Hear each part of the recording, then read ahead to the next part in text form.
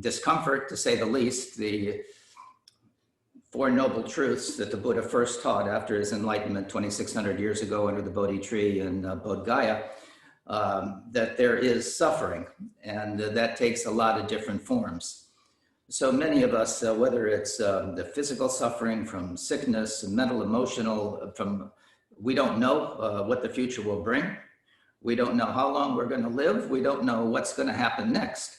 And that creates a lot of anxiety. So maybe we can get some clarity on how we can be present in this moment, regardless of what's going to happen next. We can be in the center of the hurricane, so to speak. You in Florida know about hurricanes, and there can be winds that are circulating around, but we don't have to be a part of that crazy wind. We can be calm, secure, in the center of all of that. But this is also a very important day in the Buddhist tradition. This is one of the four Buddhist holidays that are celebrated. And I wish you all a Tashi Delek and Namaste and good morning. And I'm going to read to you something that one of our teachers put on, and we have it on our website, about this special day that's November 7th. It is the 22nd day of the 9th month in the Tibetan Buddhist calendar, and it is known as Labab Duchen. So it is one of the four Buddhist festivals. This commemorates, there's four, and they're commemorating a particular event in the Buddha's life. But according to Tibetan traditions, Labab Duchen, this particular occasion occurs on the 22nd day of the 9th lunar month, according to the Tibetan calendar, and is celebrated all over the world. And according to the history, the Buddha ascended into heaven at the age of 41 in order to give teachings and to benefit the gods in the desire realm. This heaven of 33, this is called Trayastrimsa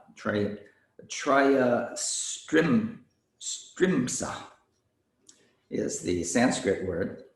So at the age of 41, he ascended into this God realm and to repay the kindness also to his mother, who was reborn in this God realm, and liberating her from samsara. He was exhorted by his representative to return after a long debate, and under the full moon agreed to return back to earth from the God realms. And this is the celebration of his return. And it is said that on this particular day, all of our good actions, well, all of our actions, both positive and negative, are multiplied. Some books say 10 million times, some say 100 million times, but suffice it to say that our actions are multiplied many times. And as part of the Tibetan tradition, on these special holidays, to really engage in virtuous actions and to do your prayers, sadhanas, and engaging in an activity like this to turn your mind towards the Dharma. So please engage in virtuous activity as much as possible for the benefit of oneself, but really the twofold benefit that we engage in this activity for the benefit of all suffering beings. And may all beings be happy. And so that is a little bit about the special day, Labab Duchen. Okay. So along those lines, the Buddha taught in so many different ways to appeal to all of the many different mindsets. But we're talking about being mindful in general at a time when we can be very distracted and our minds can be really upset with things that are going on, as we're saying, not only in terms of this title, the pandemic, but in our political world, in the violence on the planet in general. So how do we navigate in this time of uncertainty and this time of change, which is inevitable? Everything is always in a state of flux and change. But I would say that for the most of us, what we really want is happiness, peace of mind. But because of media, because of all the things that go around us, we're constantly bombarded with, in this time of great media accessibility on our phones, on our computers, on the TV, on everything, that it is hard to escape, and it is disconcerting, to say the least, what we are hearing. So how can we achieve some level of neutrality? Not that we're not going to care about it, but to make ourselves sick over it and to worry about it is really not the best strategy, a skillful strategy. So the other part of this is mindfulness. And the Buddha spent a great deal of time in talking about and skillfully leading us in the way to clarify our own mind, so that we're not victim of our own mind. It can be a tyrant, and to be the victim of our own agitated mind creates uncertainty, it creates anxiety, fear, anger, and all the negative emotions that bring suffering to ourselves and others. So some of you have some experience with Buddhism, others may be new to Buddhism. So just as a way of introduction, we should probably just mention that, the Four Noble Truths that I spoke briefly of, the first noble truth being that there is suffering. And the Four Noble Truths are really the foundation of Buddhist teachings. The Four Noble Truths were modeled on a classical Indian way of approaching an illness. There's the diagnosis of the illness. There's finding the cause of the illness. And if the illness is curable, which in this case it is, following a course of treatment. There's a prescription to end that illness. So we mentioned the truth of suffering, the nature of samsara, which is ignorance, not understanding our Buddha nature, and constantly striving for happiness in ways that are not so skillful, attaching ourselves to this sense of a self that is also striving to be happy. But there's never any real lasting satisfaction, and an absence of mental and physical stability when we're constantly attached to some outcome, when we're constantly in a desire. This is called the desire realm, our human realm. We're in a constant state of wanting, clinging. And this attachment, this clinging, is the source of our suffering. So our attitudes about these things continually push and pull us through aversion and attraction and create this instability.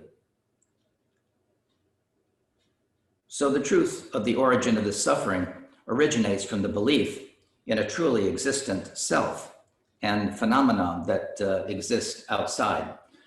And as one progresses along the path, we disconnect or disengage from this strongly held idea about a sense of self. And we'll have to, the Buddhist teaching is vast on that topic, so more to come on that. And the truth of cessation in that attaining enlightenment You know, the Buddha said he was here for one reason and one reason only, and that was to end suffering. So the Buddha attained the cessation of suffering and awoke to full awakening, full enlightenment, discarding ignorance and manifesting the qualities of enlightenment. And that is no different than what you can do. He was a person just like we are. And he found a way to end suffering by seeing the truth. And Buddhism is really a science. Buddhism, you know, sometimes we say it is more of a philosophy or a science than it is a religion because it is non-theistic. But we all have to take responsibility for our waking up. And as the Buddha said when he reached this level of attainment, that he was awake. He was awake from the delusion, from the dream of this life that is created by our ignorance, by our wrong understanding. And the truth of the path, the way that one, he taught us how one attains full liberation. Depending on who he taught, sometimes that was a little different, sometimes it even seemed contradictory, but the Buddha prescribed a number of paths, all of which has the objective of discarding ignorance and unveiling our innate wisdom. And we say our innate wisdom, we all have Buddha nature. So I was saying that the Buddha is no different from yourself, and your ultimate end is going to be as a Buddha, sooner or later. And as we say, hopefully sooner, for the benefit of yourself and all others.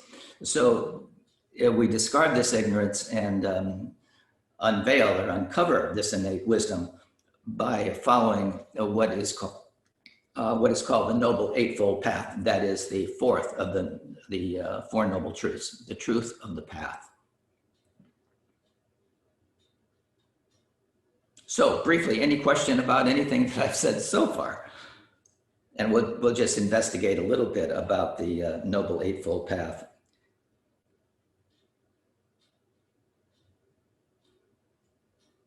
Feel free to ask.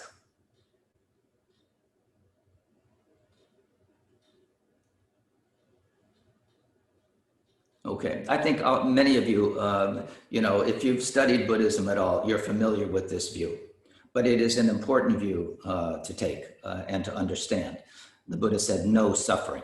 And to know suffering and to know the truth of suffering and the origin of that suffering, and that it can come to an end, and the way, the vehicle to attain that is the essence of the Buddha's teaching. Lama Losang, can you quickly tell the people the Eightfold Path? Yes. So there are, the Eightfold Paths often divided into three parts.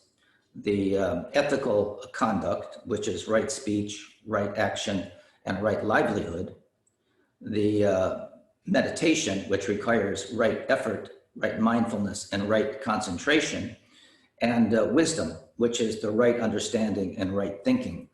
So the eight are right understanding, right speech, right livelihood, right mindfulness, right concentration, right thought, right action, and right effort.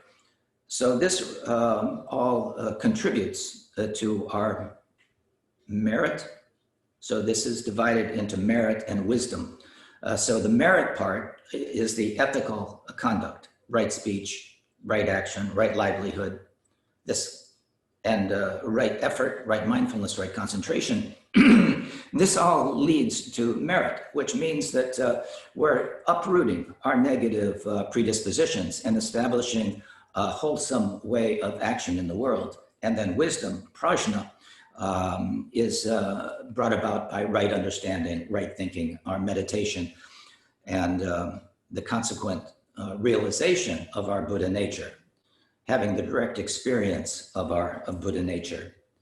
And meditation is cultivated over time, starting with shamatha, or tranquility meditation, where we tame our mind. I often use the image of training a puppy who is kind of wild, unattentive, wants to play, and we tell it to sit gently, quietly, without creating harm or fear.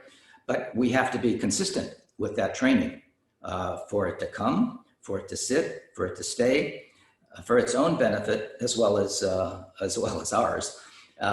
So we're training the puppy with shamatha, and that is the first really way of making the mind workable. And then vipassana is insight, where we begin to get a glimpse of the nature of our mind. Once it's stable, then we can rest in our meditation with a direct experience of our natural mind. And then comes wisdom. Mahamudra is often expressed as the culmination of our lineage. This is the Mahamudra lineage. And it is resting in that natural state for extended periods of time. Understanding whether you're walking, standing, eating, it's not always on the cushion. It is a way that you're always experiencing the direct truth of wisdom, prajna. Did that answer your question, Jamso?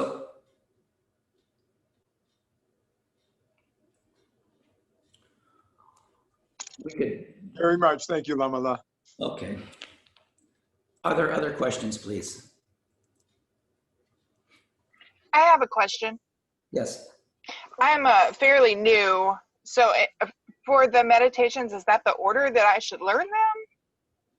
Well, basically, yes, it is. First, you have to have a mind that is workable, as we said, and shamatha means tranquility. So first, we have to have a tranquil mind that is steady, and we can attend to it. So often, we'll put our attention on the breath. So when we're inhaling, we're aware of inhaling. When we're exhaling, we're aware of exhaling. Thoughts are going to come to mind. We're going to be aware of the thought, and it's not that we're trying to get rid of thoughts. It is that we're aware of the entry of that thought, but we're not going to follow it. We're going to bring our awareness back to the focus of our meditation. It could be an image. It could be the breath. We always have the breath with us, so often the breath is a common focus of one's meditation. But in the beginning, that is the beginning. Then when one begins to stabilize the mind, then you can look a little deeper. Gom, the Tibetan word for meditation, G-O-M, means becoming familiar with. And we're becoming familiar with our own mind. Rarely do we put the focus on our mind. Usually we're very outside oriented and future oriented or past oriented. Rarely are we, again, in the perfection of this moment. And so when we talk about mindfulness is being present. It's being present right now with your body, with how it feels, with the mind. Is it stable? Is it, where are you? And just seeing the mind as it is, without projection, without an overlay, without a lot of commentary. So that takes a little time because we're so used to reflecting on the past, or our cognitive function of comparing, analyzing, all those things.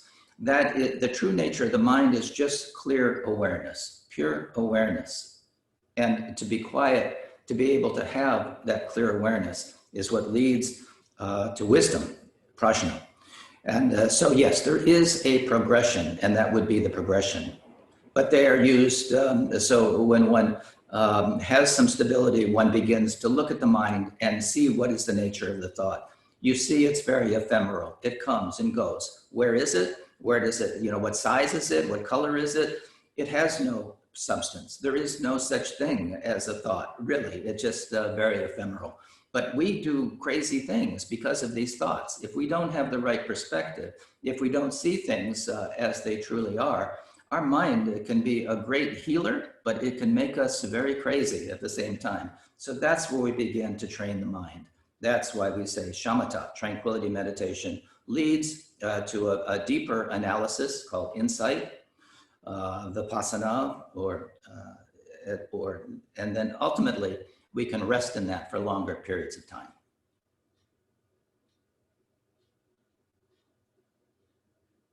And that is the thing that's going to be real freedom, is to not be a victim of our mind, so who's in charge here? You don't have to believe everything you think, as the bumper sticker says, I saw recently. And, but we do, we think the thought, and that's the way it is. And people do very crazy things, both to themselves and others, if you don't have judgment, if you don't have wisdom, if you can't see the truth, and you're just led by the thought process.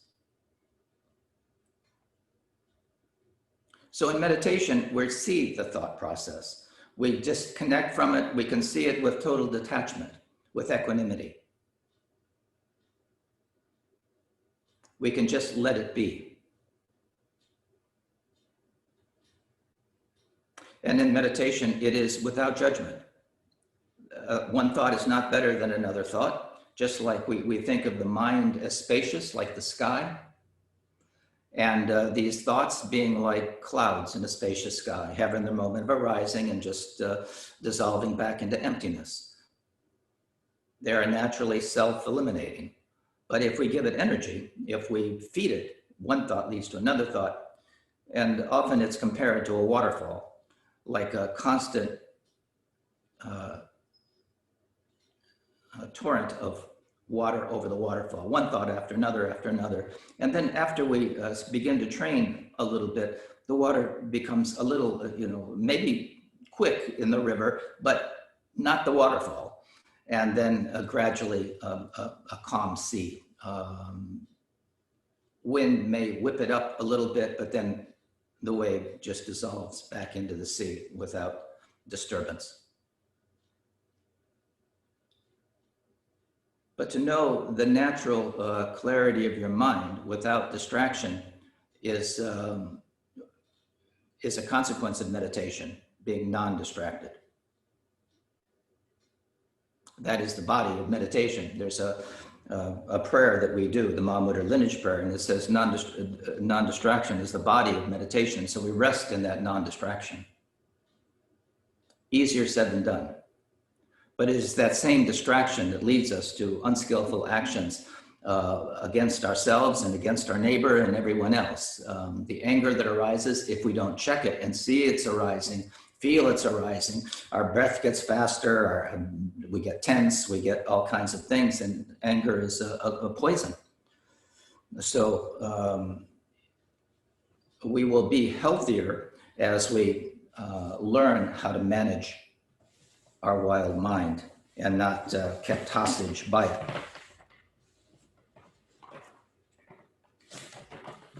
Did that answer your question? It did. Thank you so much. Okay, good. Other questions, if there, and then we'll go on a little bit more.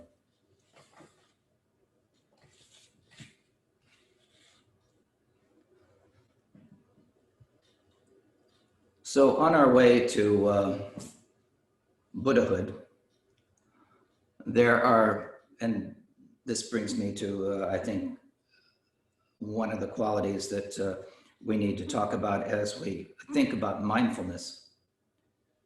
Certainly meditation is important. We have to, on a regular basis. The Buddhist teaching can be summarized in three things. It is to cultivate virtue. It's to avoid wrongdoing or harm to ourselves and others, and to tame our mind. And the taming of the mind part is meditation. And that kind of takes care of the other ones. The wisdom that is gained through meditation, we naturally cultivate loving kindness, compassion, joy, sympathetic joy, and equanimity. These are known as the four immeasurables. And I'm going to talk a little bit about the four immeasurables, the practice of loving kindness and compassion, sympathetic joy, and equanimity as a vehicle for us in this time of conflict and stress and anxiety.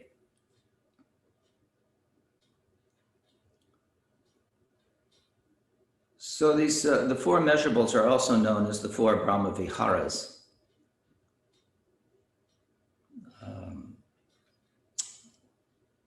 sometimes also called the four divine abodes, sublime states of being. These are the states that they're called abodes because our mind lives in this place. Brahma Vihara Brahma means divine or sublime, and Vihara means like a home or a place where you live. So this divine place where we live is an understanding, and the place where the mind lives is in loving kindness. So the definition in Buddhism, this love, is wanting others to be happy.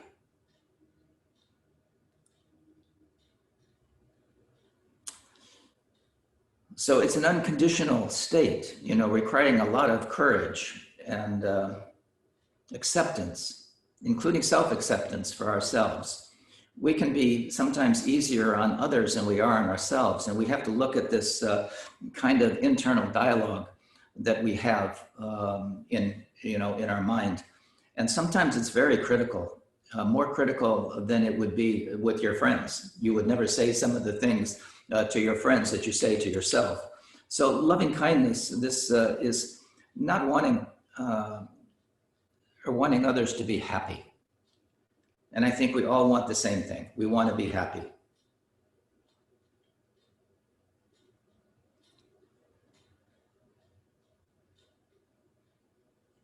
But it's different than what we ordinarily term love, which is usually about attachment, more or less, in relationships, which are rarely without self-interest. Instead, this refers to unselfish interest in another's welfare. It's done for you want the other person to be genuinely happy, not for what they can do for you, but you have that internal feeling of wanting them to be happy. Nagarjuna said, who is a great Buddhist philosopher, and he said that even offering 300 bowls of food 3 times a day does not match the spiritual merit gained in one moment of love. So our heart is the place that we usually talk about having a loving heart. And a philosopher, Hafiz, the Sufi poet, said that the heart is like a garden. And what he meant by that is that we plant certain seeds. And how we care for those seeds is that if we cultivate or we plant the seed of love and nourish it, water it, take care of it, particularly as a seedling when we're just beginning, and cultivate it, we can develop this loving kindness towards ourselves and towards all beings. So this heart is like a garden, and we have to choose. Sometimes we have to root out the weeds in the garden so that they don't overpower the other good things or so-called good things that we're planting for the harvest.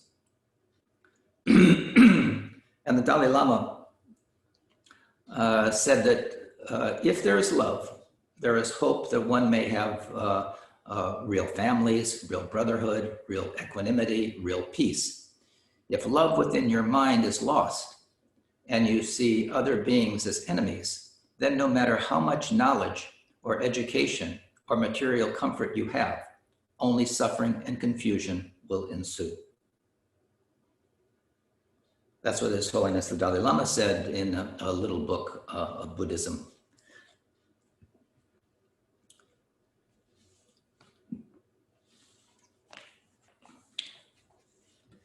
So loving kindness is the first of these 4 immeasurables,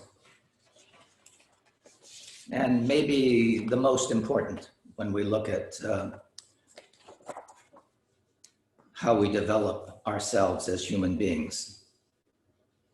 Without love, we can't survive. With your mother's love as a child, without it, you would not thrive.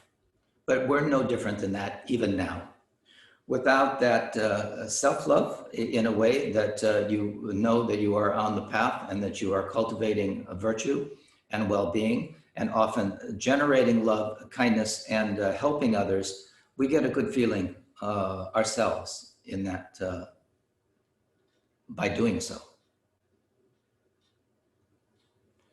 So the other, we mentioned the four Brahma Viharas, or the four immeasurables, loving kindness being the first. The second is compassion. And compassion is, the definition is wanting others to be free from suffering. So we have loving kindness of wanting beings to be happy. Compassion is not wanting others to suffer, to be free from suffering.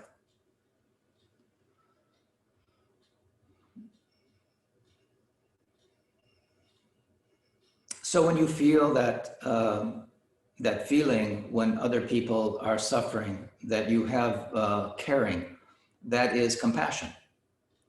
It's not pity. That is called the near enemy of compassion, pity, which keeps us others at a distance. Oh, that poor person. That's we make stories about it, but it doesn't really urge us to help. We just have this, as we're feelings that we're superior in that way. But this is the opposite of not wanting others to suffer or to experience any kind of cruelty.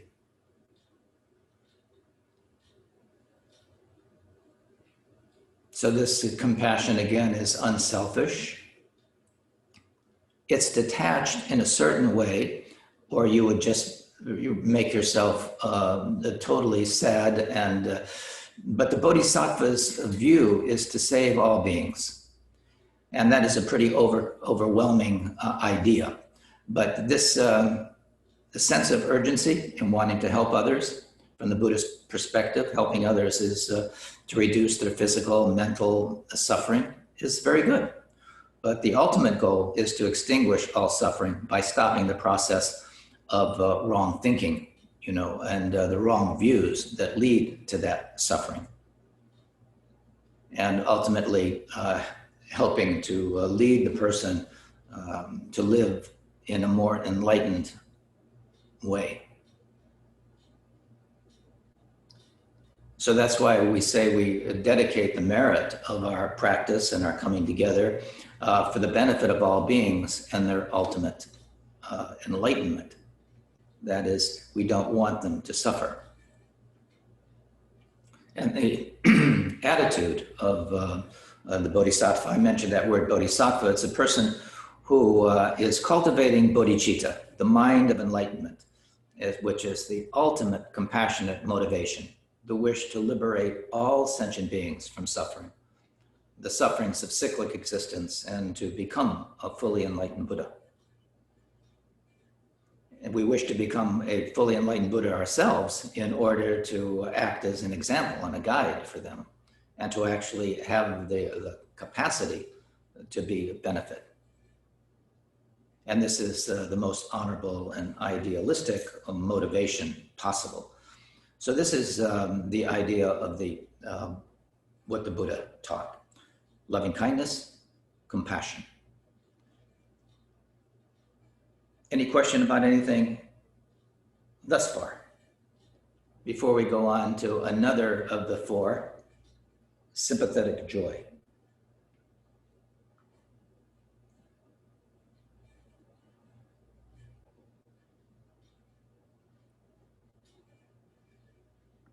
Mike, I think we have a question for Mike Patterson. You can unmute yourself there, Mike.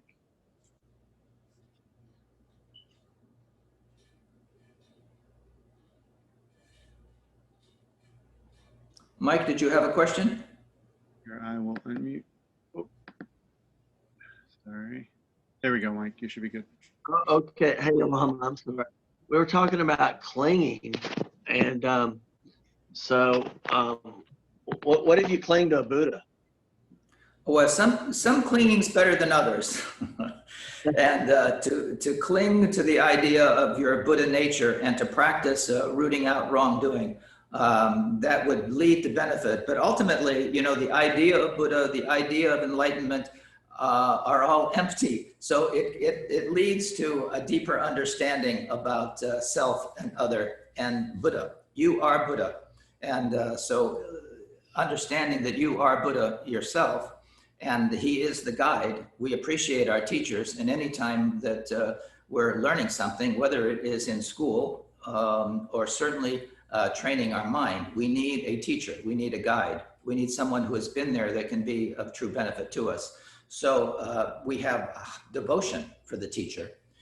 Clinging, I'm not sure that that would be the best word for devotion. We have devotion. I will admit, Lama, I cling to green Tara. You know my background. Yeah. You know my religious background is. You know where that's coming from, and Yeah. I cling to green Tara. So. Well, I would say that that's fine. Having that, but I would call it devotion because we want to cultivate that kind of heartfelt connection. But the clinging can be for various reasons, for safety, for power, for a variety. We just have to check our motivation. What is our motivation? If it is truly to benefit other beings and self, to attain Buddhahood for the benefit of beings, then that motivation is admirable, and it will lead you to the right, the goal. So again, it really has to do with motivation. And if that clinging is, you know, we're talking about a word, and that has can be defined in a lot of different ways. But if that motivation is to benefit yourself and others, that is the highest motivation, and that is fine. Thank you, Lama. Lama. Yes.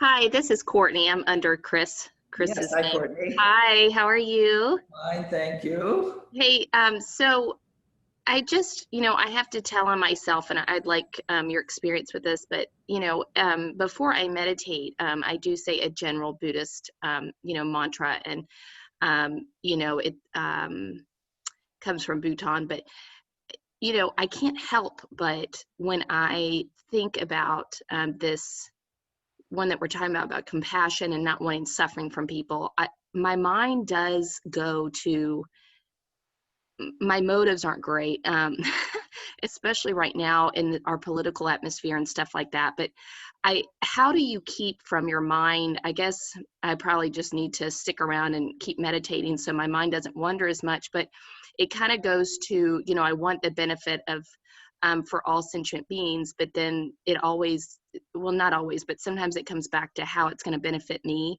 especially with this political, you know, atmosphere that we have right now. I have some fear. And so I think about that, you know, my motives start good. And then I start kind of wondering like, well, it would make my life easier, basically, if people did what I wanted them to do. Does that make sense at all?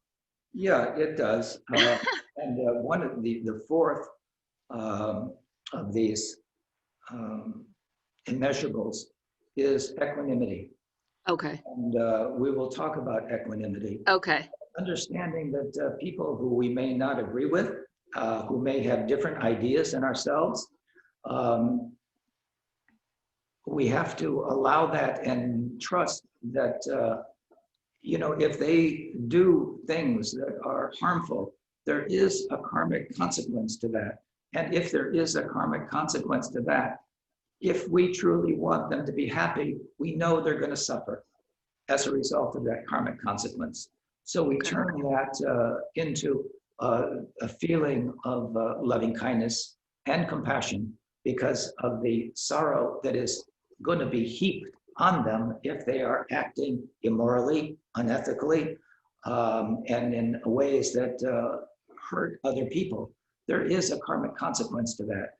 And you can't help but have compassion for them because they're going to suffer tremendously as a result of that activity or that speech and body, speech, and mind. So that's what we mean by equanimity in Buddhism. It means having a clear-minded, tranquil state of mind, not being overpowered by delusions and mental dullness and agitation and those negative emotions that we may have because our view is different from theirs. But we know by their action that they are going to suffer tremendously if they are harming others. Okay. Okay. Well, thanks, Lama. Yes, hope that helps. Thank you. Particularly in this time, you know, there are so many issues, but then we see bad actors out there, as they say, and there is a consequence to that. And in this situation, that consequence is going to come to fruition. Okay. Thank you.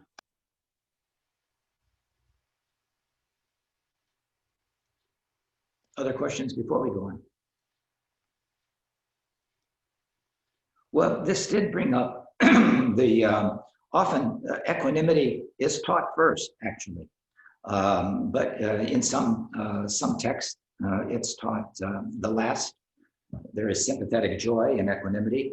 So we've arrived at equanimity as a result of that question. So I think we'll explore equanimity. In one sense, it is the most important. As Courtney says, it's easy to have loving kindness and compassion for those we agree with and we love, our family, our friends, our mentors, those who have brought us a particular happiness and joy and that we can identify with. But how about those who are strangers or enemies even, and we guard as troublemakers or whatever you want to call them. So equanimity in this Buddhist sense is again not being overpowered by our own delusions, our attractions and aversions and agitation. So with equanimity, we don't distinguish between friend, enemy, stranger, but we regard every sentient being as equal, having the same Buddha nature. Their behavior may really be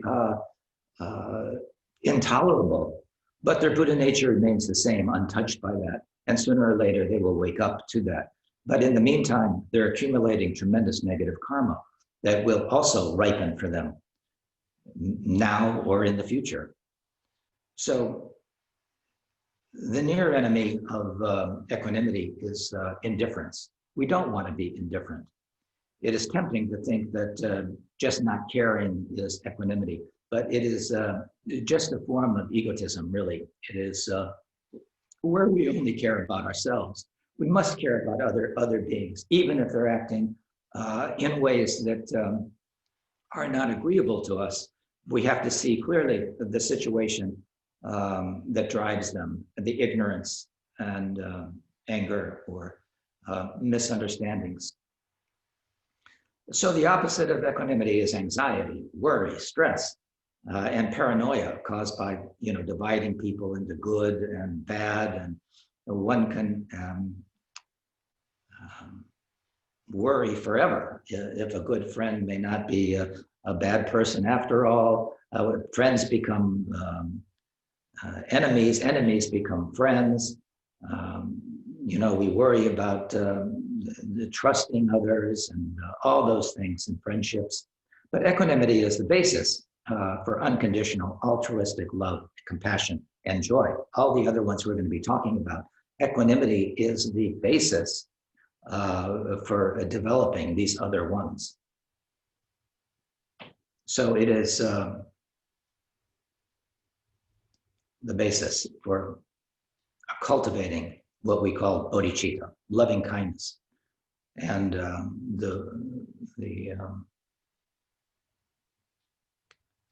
the motivation to benefit others. If we discriminate between friends and enemies, how can we ever, want to help sentient beings? There will always be friends. There'll always be people that are neutral. There will be people that disagree with us. So equanimity is unselfish. It's a state of mind which prevents one from doing negative actions or even thinking negative thoughts about others. We continue to cultivate this quality of equanimity.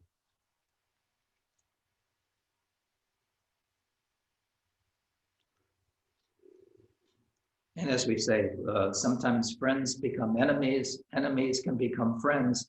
How you hold them in your mind's eye is very important.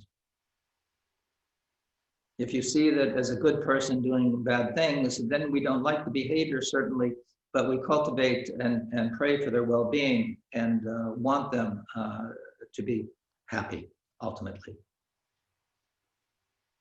And we know that as long as they're doing negative things, they're not going to be happy. And that's going to cause them, again, tremendous suffering.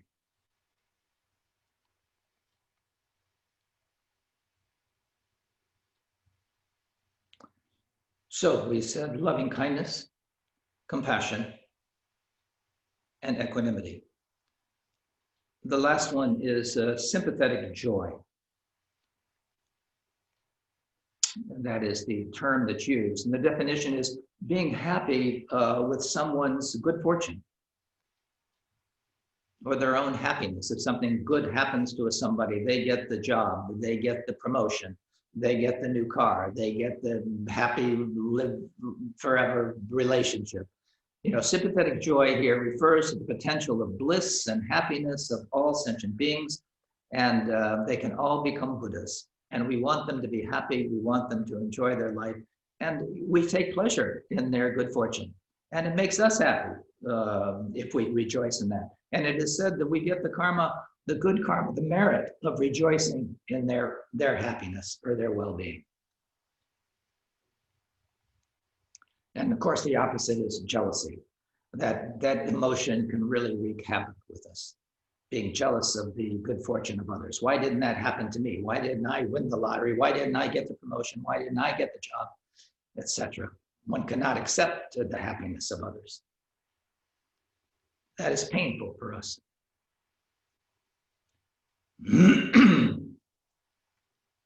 So as we cultivate this sympathetic joy, it is a great antidote to depression for oneself as well. Often we get depressed because of what we see as other people's benefiting or getting what you want and you're not getting what you want or those kinds of things. But if you can really rejoice in the well-being of others, it is an antidote for depression.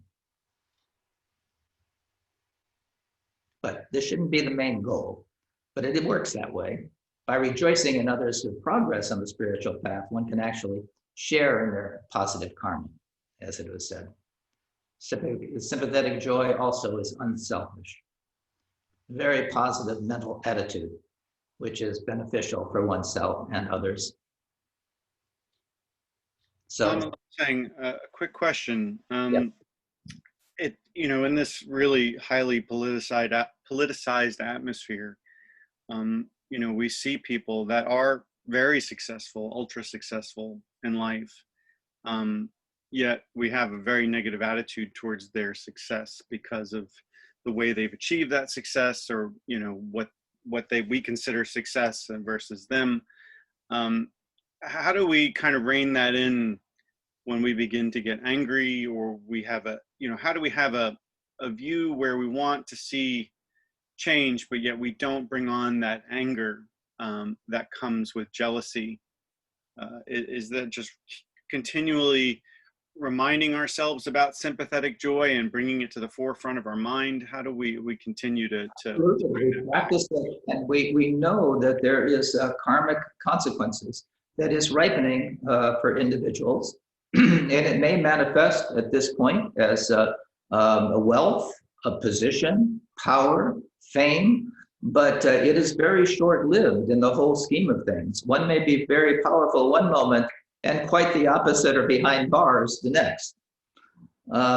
So we are not omniscient enough to know the consequences or the result of previous actions for individuals. They may appear at this moment, just like there are different realms of existence. We're in the desire realm as human beings, and there are God realms that appear to be very happy and blissful, but that is a samsaric state. And when that karma is exhausted, they fall to lower states, and the suffering is tremendous. So when one has a lot and one loses a lot, that suffering is also very great. So to compare yourself to others is a foolish activity. So may they enjoy, it's the same thing, may they enjoy their well-being, but we don't know the karmic consequences that is going to follow them like their shadow over the next minute. So rejoice in their good fortune and wish that it lasts forever.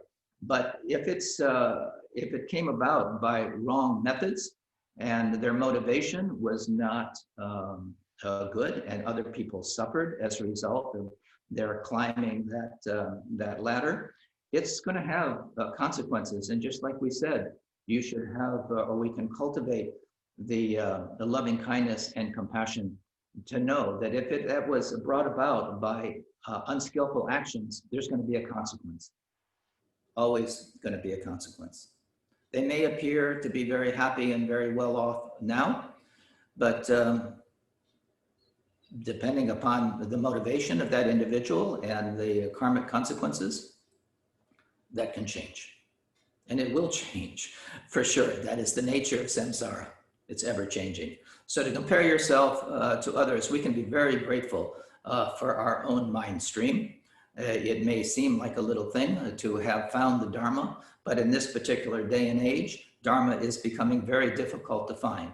And to have the motivation and to have the intention to practice Dharma, to meditate, to purify your negative emotions, and to cultivate virtue, and to tame your mind, this is the best use of this life. To run after money and power and influence is not going to lead you to the goal. It may lead you someplace, but not to true happiness. And if you see people who are in those positions, they don't usually appear to be very happy, because it's the wrong view. It's based on unstable ground, and it will go out from under them. Did that answer your question, Mike? Yes, Lama. I think we have another question too. This is from Jen. How do you know when to let someone go? And you can only help someone so much. People have to want to help themselves. That's true. We can only help ourselves, and you can only help a person based on your own capacity. You can't give more than you can give, both financially, energetically, and you just have to cultivate the inner understanding of what those boundaries are. And if you exceed those boundaries, it'll create hardship physically, mentally, emotionally, spiritually. So that is just a part of skillful action and wisdom. But can you help everybody in every circumstance? I don't think so. So knowing how you can help, when you can help, how much you can help is important. And sometimes you just have to say, there's nothing more that I can do. I love you, I pray for you, and may all be good with you. But given your resources, given your own energy, given your own life, there's only so much you can do. This, caregiver burnout is very real. And we see the people driving themselves into the ground, getting sick themselves. And if that happens, you're not of much consequence or much help to yourself or anyone else. So there is a point that we just have to know what we can do and when we have done all we can do. And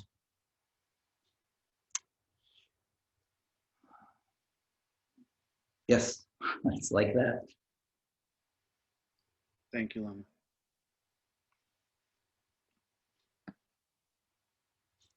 All right, we've been sitting for more than an hour together. Maybe we should take a short break and then we'll come back. And if there are other questions that you've had as a result of listening that you haven't quite formulated, go ahead and formulate those questions, and you can ask them when we come back, or you can write them in the chat. So short break.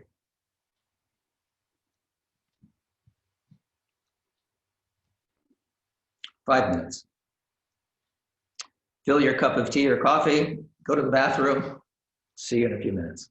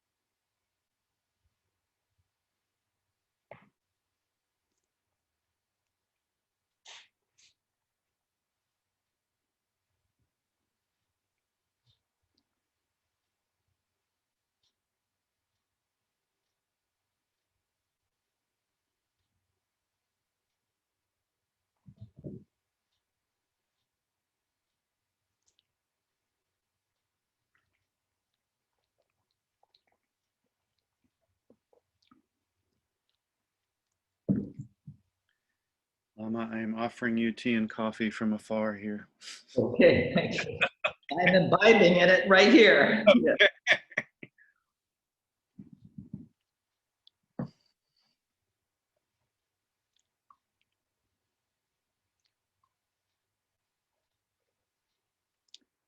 So you can call us back to order when you're ready, Mike. Just another minute here. Yeah.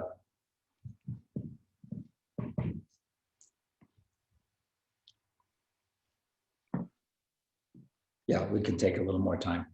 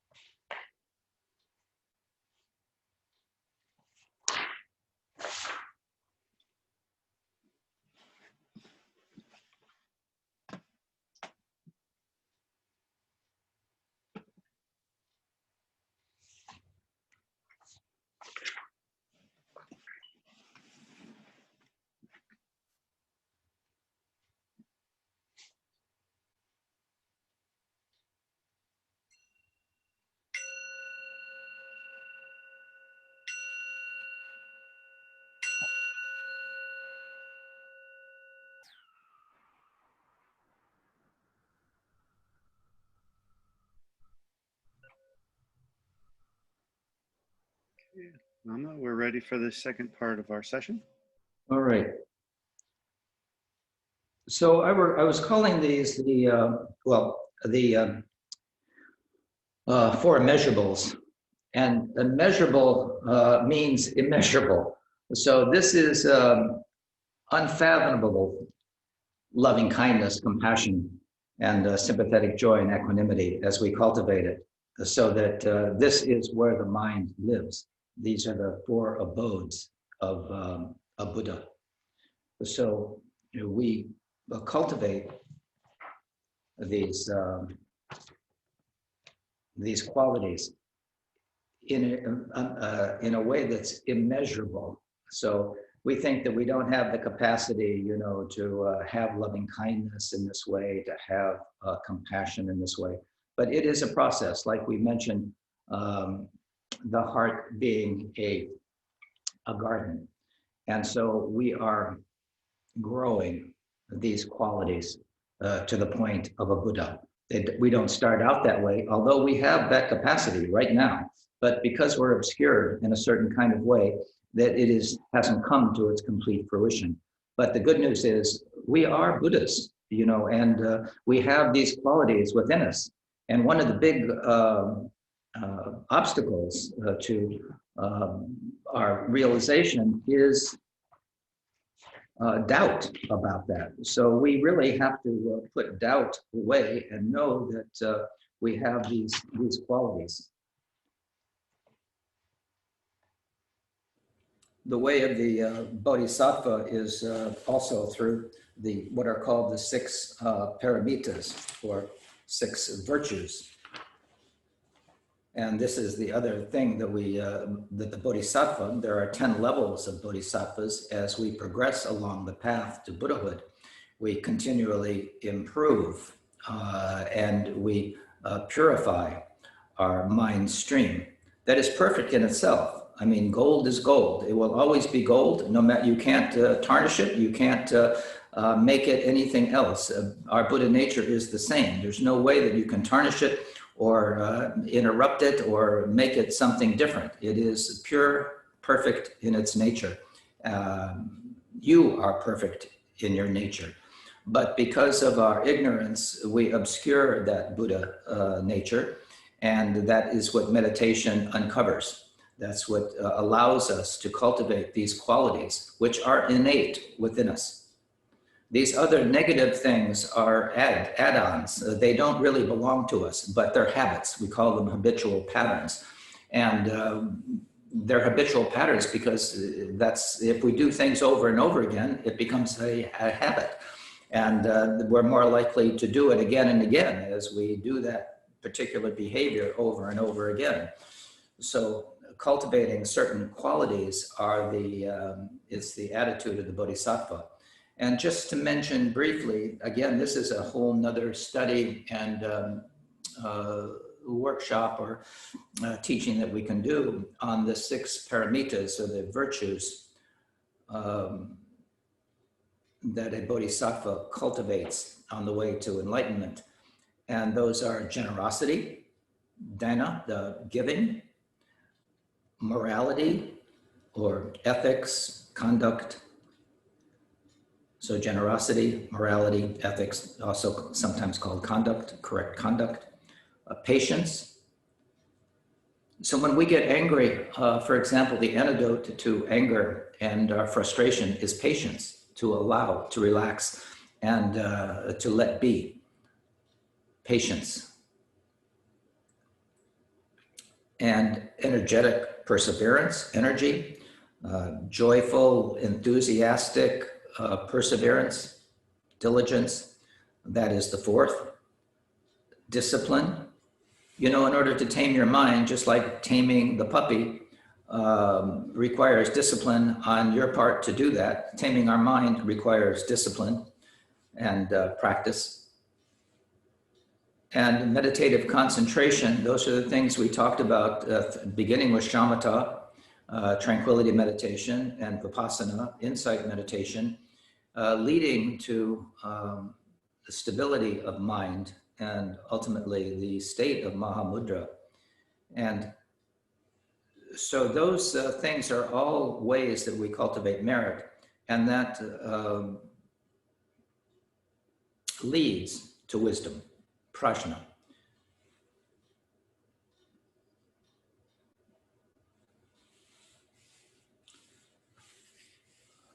So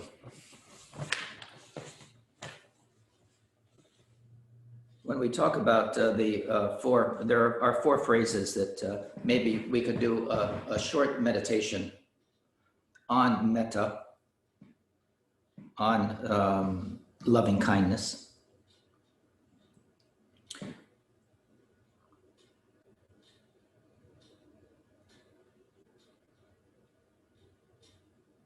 So sit comfortably, and I'm going to make 4 statements,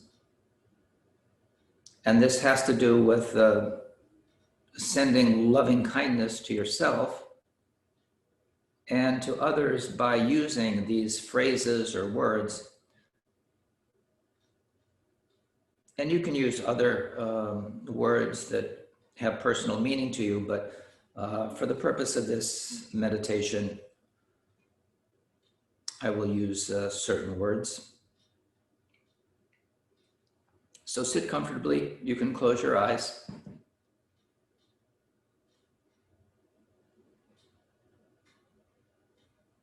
And internally, give yourself the suggestion, may I be free from danger.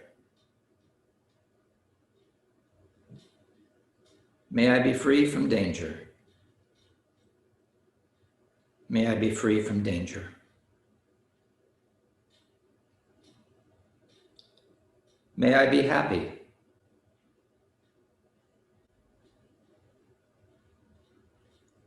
May I be happy. May I be happy.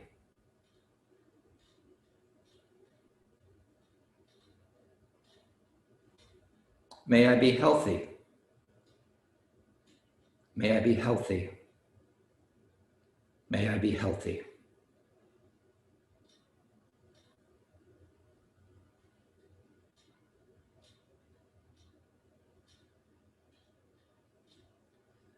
May I love with ease. May I love with ease. May I love with ease.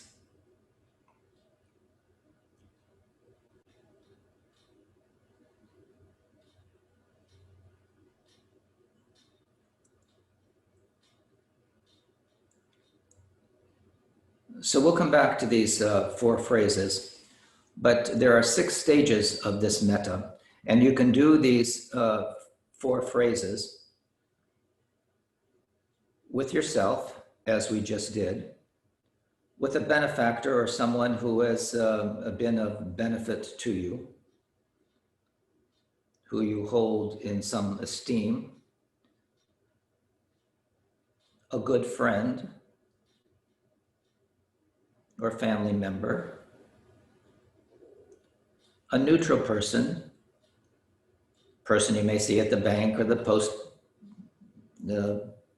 person, or the person at the grocery store, a neutral person, and all beings without exception, even those who we may have some negative karma with, who may have upset you in some way, who may have disturbed your equilibrium, and you may have negative emotions towards.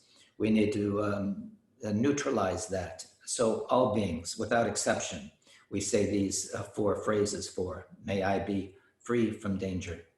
May I be happy. May I be healthy. May I love with ease. So for the other person, whether it's a friend, you may say the name of the friend. May such and such be free of danger. May they be happy. May they be healthy. May they love with ease. And ultimately, may all beings, without exception, be free from danger. Be happy. Be healthy. And love with ease. So that is a vehicle, a way, a skillful means to cultivate these qualities. And it was taught by the Buddha in the Pali Canon.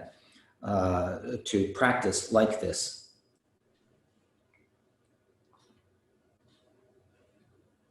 So did anyone have any other questions? That was certainly a very short meditation, but we'll return to it a little bit, and we will do a meditation, a more standard meditation, shamatha, so you know how to sit comfortably and do shamatha. We will do that in just a few minutes.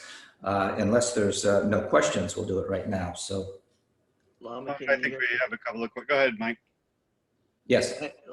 Lama, you know, you and me have been through the last few years, and you know a lot about me. And if I had to write a book about my experience with you, it'd be called The Confessions. It'd be The Confessions. And I will confess that sometime with me, and someone hurt me very badly, and it's I've been very, I was very bitter and angry, and it hurt me so bad. It's so hard not to take personal. And I listen to you. I do listen to you, Lama, whether you believe it or not. I do listen. I've taken a lot of your big advice, and it's worked. It has. But you say something about being that upset. I mean, that angry. I had a hard time. It's still not completely gone. I'll confess, it's not completely gone. It's much better. Good. Well, it'll continue in that way. And some things are like that. I mean, it's we've all had experiences, and some are going to be more difficult than others. Some karma is a little stronger than others, but we're going to root it out nonetheless. And as you say, if you can wish that person the best in all the ways that we were just talking about, may they be happy. And do this exercise for individuals who fall into that category. You can neutralize that negative feeling. As bad as it was, it is gone. That is past. It's no longer here. This clinging to a self that experience it, you're not even, it's like a river, you can't step in the same river twice. You are not the same person. But as we keep reinforcing that action or that feeling, that is totally optional. You can let it go at any point, and you can feel compassion for that individual who knows what happened that created those circumstances, those causes and conditions. But the fact of the matter is, it's done for them. They're not ruminating over it like you are. So it is a poison for you that we need to neutralize. I'm not sure about that, Lama. I'm not sure they're not ruminating about that. You don't know what's happened lately. No, we don't know, but we know what's happening for you. That's the only thing we do know. And we only can take responsibility for ourselves. We can't, the Buddhists, if the Buddha could enlighten us, we'd all be enlightened right now. We have to take personal responsibility. So no, I don't know that the person is not ruminating over it, but my hunch is you are, as you say, and so that's the important thing right now, that it is an obstacle for you in that way and impedes a certain quality of your compassion. So this is perfect. The things we're talking about are the skillful means to uproot that continued reinforcement. That is the habitual pattern that we're talking about. We bring it up, we ruminate over it, we say, what we would have done different, what we're going to say to that person. There's a whole complex scenario and movie around it. That is optional. We can put that to rest and unplug it, but it's easier said than done. I agree with you. But can it be done? Absolutely. And it's done by following the same things we just talked about: loving kindness, compassion, sympathetic joy, and equanimity. So there is a skillful means, and for this situation, this is the remedy. This is the cure. This is the medicine. I have a question building on that.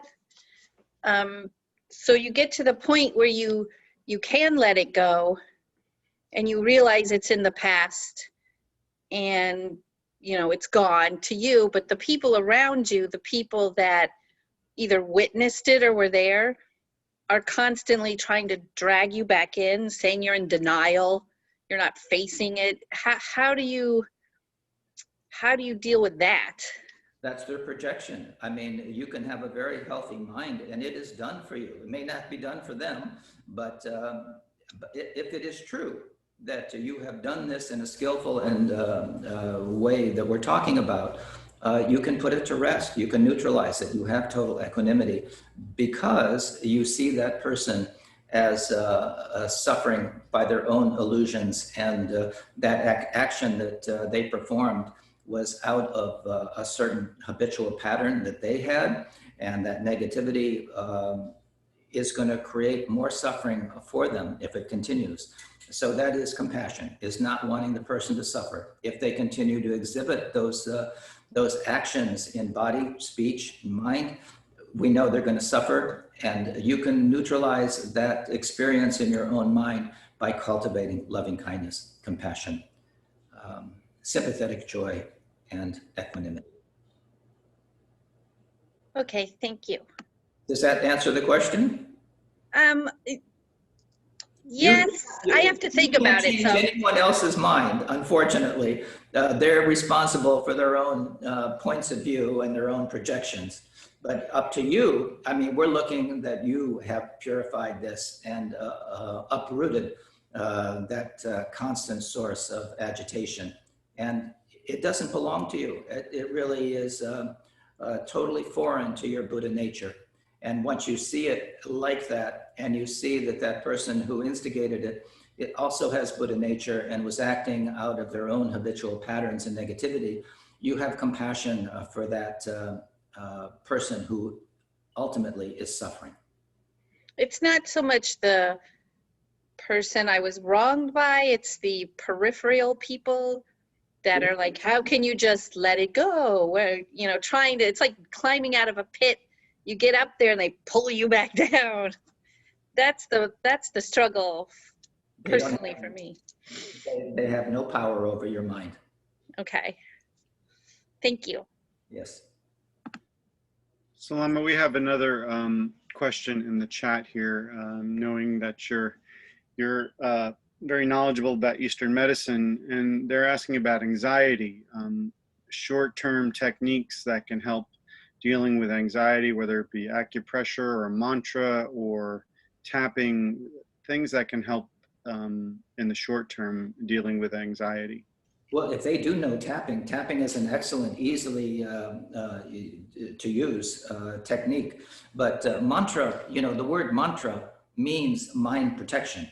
So in order, when these thoughts, and usually the anxiety is going to start with a thought, with some, and usually projection into the future based on our experience of the past, it's going to go on like this forever, and we're anxious and our heart's beating fast and we're having a tachycardia, and then that makes it worse because we think we're going to die.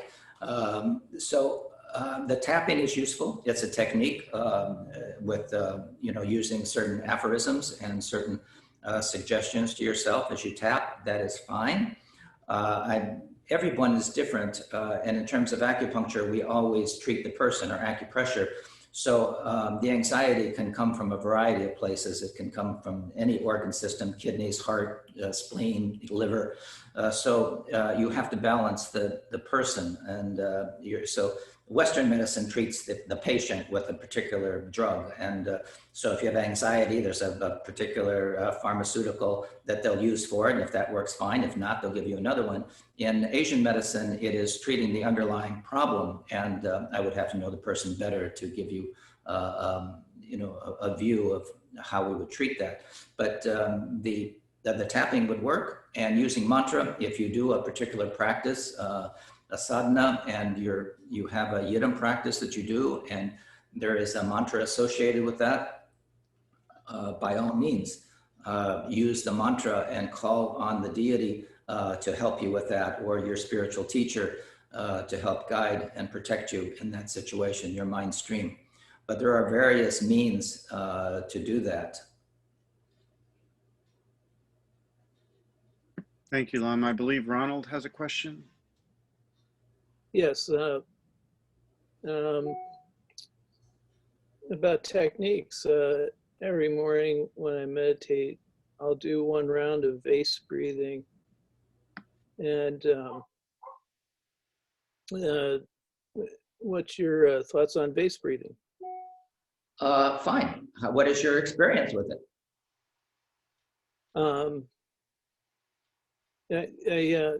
It's pretty easy for me to do.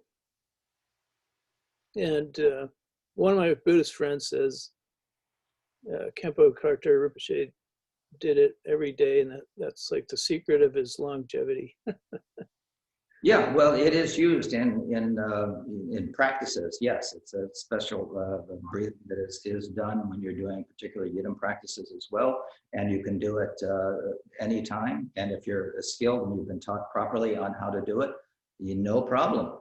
Yes, continue. And if you have a positive experience with it, that's fine. And Lama, can you explain that base breathing to everyone, please?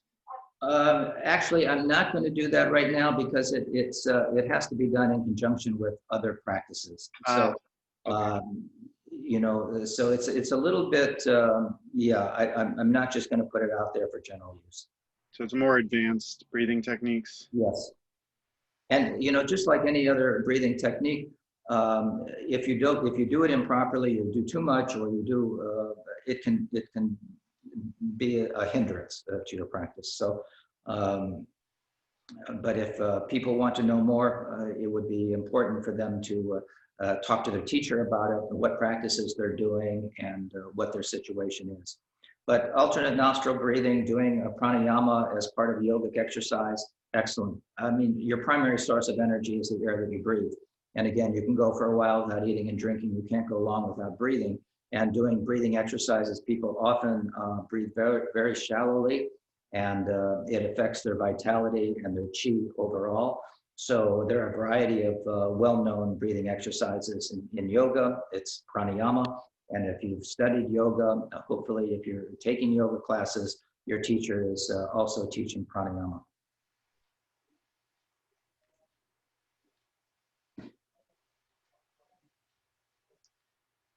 Other questions? Mike, I see you have your hand up there. Sure, go ahead. One question, but they just called the election, and I'm very happy. That's all I'll say. Oh, good. All right, good. Waiting for Trump to give his acceptance of that. I don't think he's done that yet. No, I wouldn't hold my breath for it either, but that's good. I'm very happy to hear that for the planet and everyone else. Okay, I'm glad that we could be together and share that piece of information. What else? Anything else to mention? Lama, you mentioned mantra earlier. And for those that are new to Buddhism or meditation, at the beginning, mantra can seem somewhat foreign. I mean, we've all heard people do mantra or, you know, seen it in movies or, how do you approach mantra recitation when you're just learning meditation and you're just starting out as a Buddhist practitioner, or even just as a regular practitioner that feels there's something there in a spiritual way?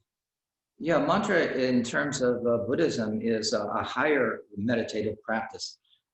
We have the Hinayana, or the foundation practices of developing our discipline, our meditation, and then the Mahayana practices of cultivating loving kindness and compassion and bodhicitta.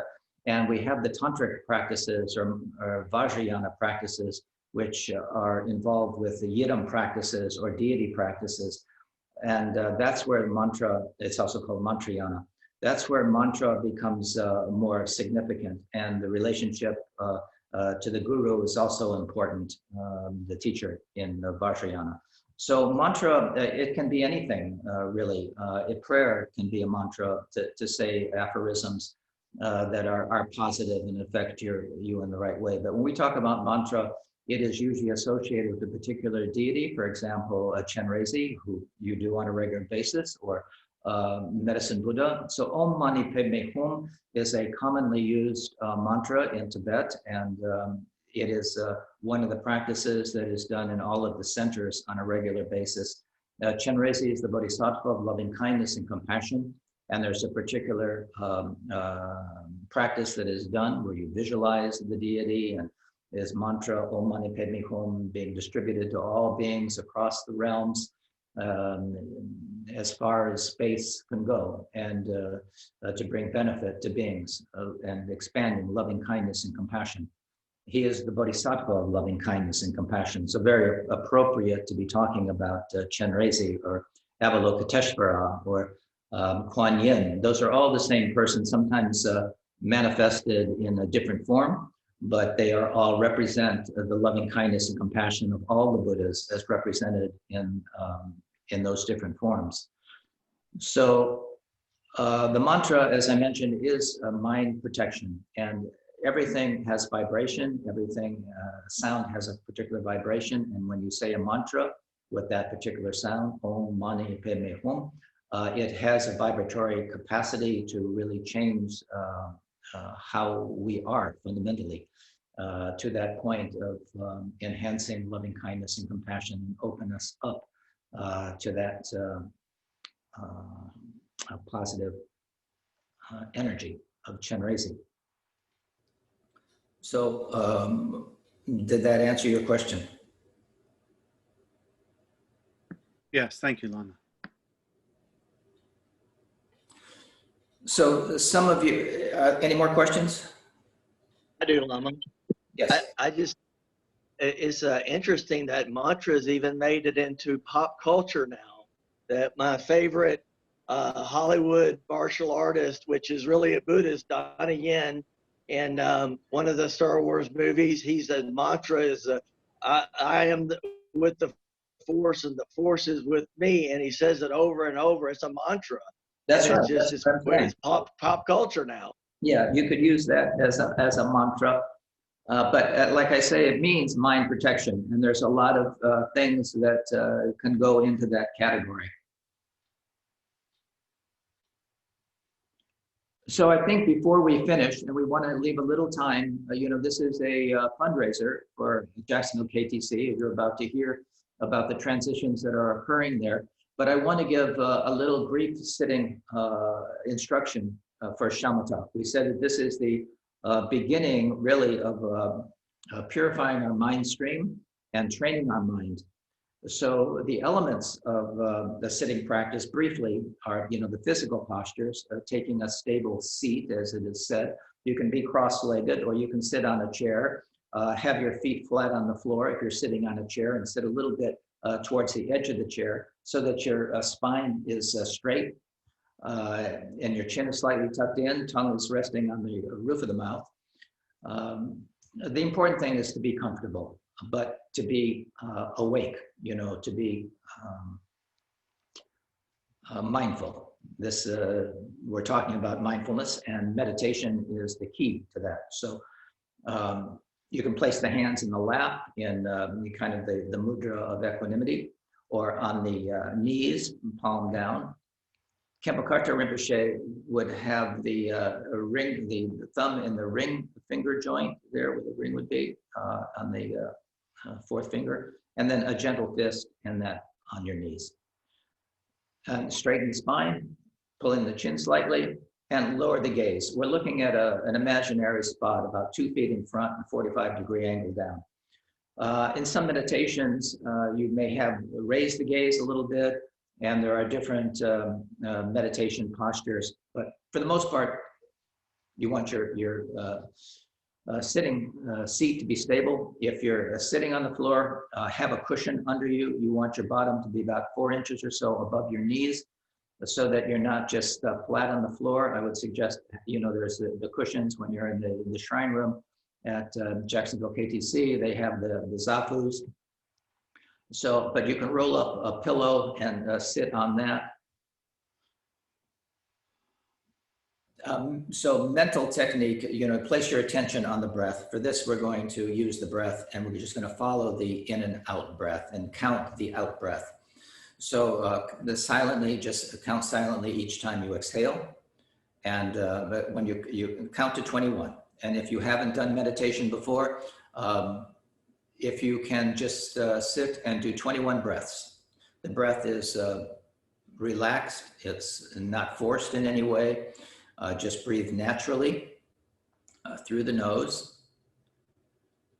And if you get lost during those 21 breaths, you get lost in a thought, just return and start again.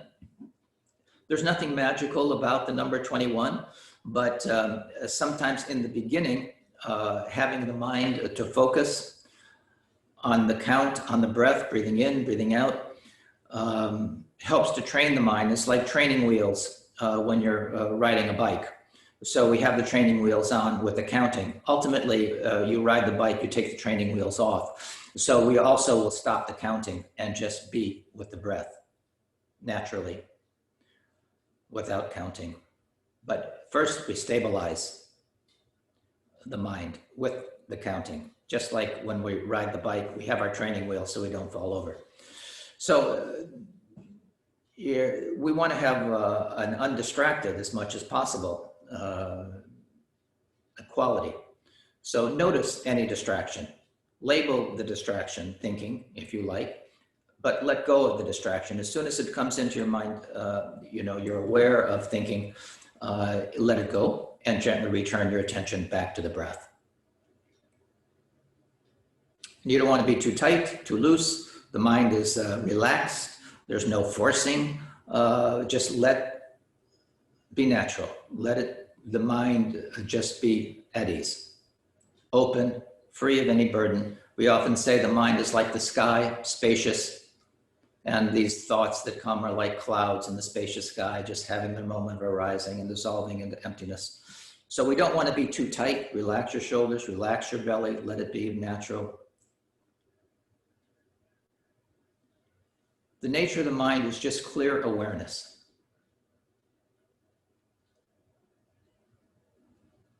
Free of dullness. We're alert. Meditation is not sleeping. We have to be present. And we notice distraction when it arises. We're mindful. This is being mindful. Remember to remain present in this moment and not be carried away. And we can do this on the cushion or when you're washing dishes or when you're taking a shower or when you're eating. Take 10 seconds or so to just be present throughout the day. So sit comfortably, and we're just going to sit for 21 breaths. So following those instructions that I just gave, sit comfortably and relax the belly. Let the eyes be naturally opened. And you can see light. You're looking down at a 45-degree angle at an imaginary spot about 2 feet in front, 45-degree angle down. Try doing that and just count the out breath.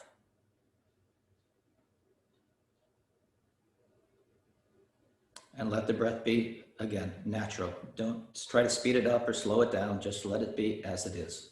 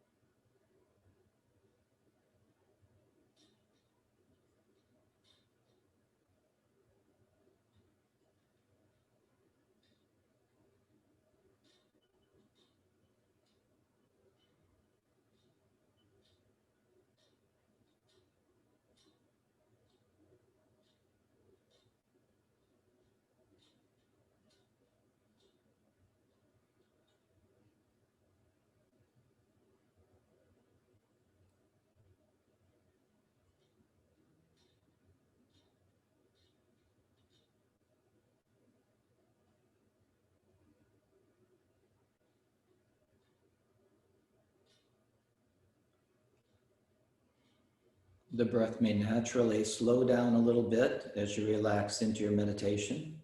You can pause a little bit at the top of the inhale or the bottom of the exhale and relax, relax, relax.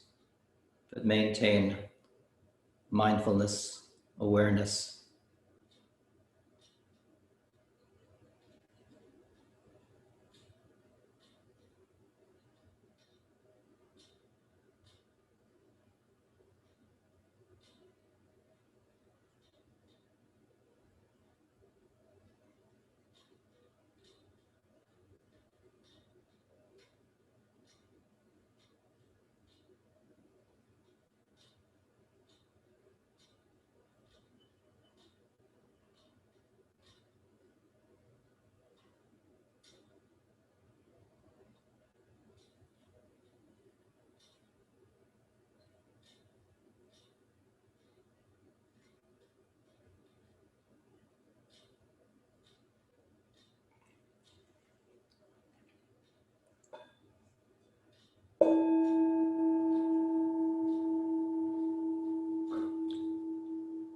Okay.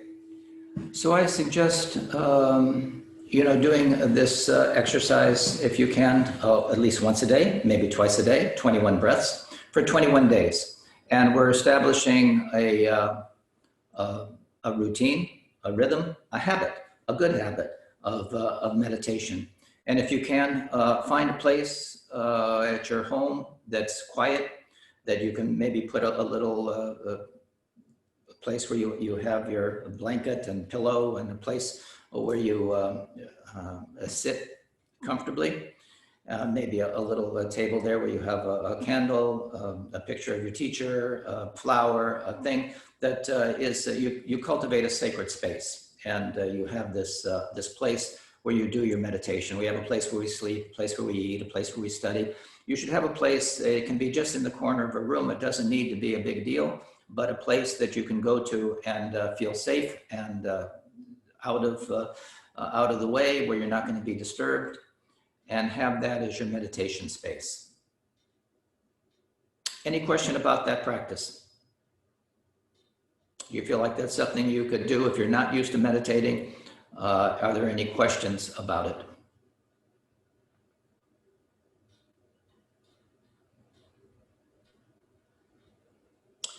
If not, I thank all of you for your attendance. We're going to stop there. There is a little something we're going to say about upcoming events.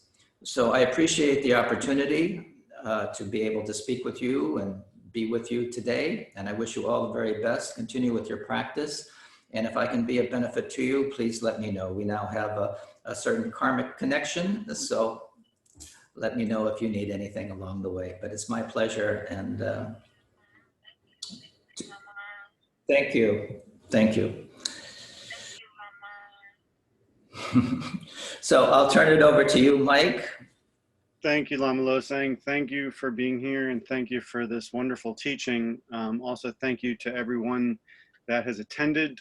We're trying to record this, so hopefully the recording will turn out well, and I will share it with everyone that was subscribed to this morning's teaching, so we really appreciate that. Michael Turnquist, are you on the line here? Let's see if our director is available.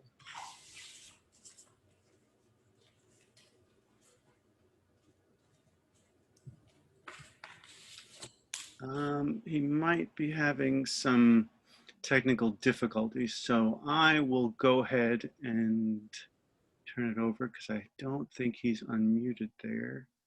I will unmute him by hand. Give me just a moment. Nope. So I would go ahead. I'll go ahead and speak, Lama. So I just wanted to make everyone aware we have a couple of changes happening at KTC Jacksonville right now. Our building is up for sale. We found this out about a month ago, and we have been currently discussing different avenues about how we're going to handle the situation. We've been in this pandemic and been doing practice over Zoom for the last several months, and this has been a great way of being able to connect with everyone. But being that we may have to at least change from or leave our building for a short time, this kind of gives us some changes in the way things are going to have to happen. So we are going to have an All Sangha business meeting next Saturday at around 12:15, right after practice. And we hope that anybody that can join if you have any ideas, if you, fundraising ideas, or just ideas in general about how we can move forward. We'd love to hear them, and also talk a little bit about what we have planned for the future of the center. We've had a very successful GoFundMe campaign. We've raised close to or over $100,000 to purchase a building. Unfortunately, our building, the price they're asking is too much to really have a successful monthly payment that we can all sustain. So, think about it. If you have any ideas, fundraising ideas, or any ideas, maybe you're in realty, or just anything that you can think of, One of the ideas that we're currently thinking of is to just continue holding virtual practices while saving money on rent. And this is just an idea that we feel is sustainable until we can actually purchase a place. So I just kind of throw that out there and see, you know, what everybody can come up with. You know, we are a group, and everyone has always been very supportive as during practice as well as financially. And, you know, we've had a very successful year. But during the pandemic, things have slowed down a little bit, and that's why we've been having these fundraisers. So in addition to that, we will also be having a rummage sale on November 21st as another way to raise funds. Being that our center is not open to the public at the moment because of the pandemic, you can reach out via our info@KTC-Jax email, or send us a message on Facebook or any of our social media platforms. If you have things that you would like to drop off, we do ask that you wear a mask when you do visit the center for the safety of all beings, as well as our monastics that are assisting us.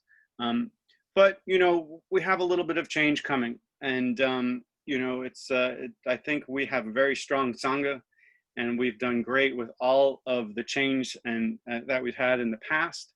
So I am very hopeful about the change that's coming to the future, and I think it will be actually a beneficial change.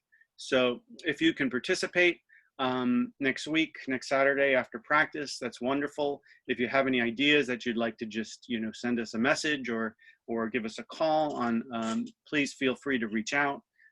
But really, we just wanted to announce that and let everybody know of some of the changes coming up. And, you know, if there's anything you can do or would like to help with, please feel free to reach out to us. And we'll have a newsletter with the invite for that meeting coming out Monday of this week. We will also have the invite for the rummage sale as well coming out too. Thank you, Mike. Thank you, Lama. Thank you very much for this practice. Thank you to our monastics, and thank you to everybody that's attended this teaching. Thank you so much. Thank you. Lama. Thank you. Thank you, Mom. The end of one thing is the beginning of another. So a new phase for KTC Jacksonville. If you can be of service or have any ideas to help, please get in touch with Mike or the center. And I look forward to working with you again in the not too distant future. Thank you, Lama. Can you do a short dedication of merit for everyone on the teaching this morning for us? That would be very wonderful. Yes, we'll do our standard dedication.